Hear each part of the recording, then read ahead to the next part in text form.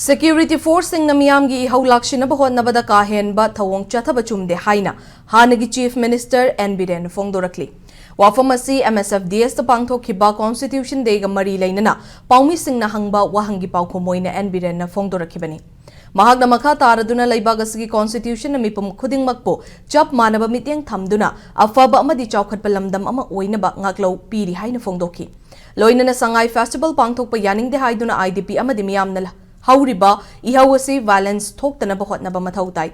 Police na suyariba makai miyamgi ihaw namthana bahot na bada kahen bathawong chatharoy daw bani haina fongdoraki. सबको मिलकर रहना, सबको एक साथ रहना, एक साथ जाना, एक साथ डेवलप करना, एक दूसरे को प्यार करना, रेस्पेक्ट करना, ये संविधान में है. My best wishes to the citizen of India, particularly to the citizen of Manipur, the best wishes on this Constitution Day.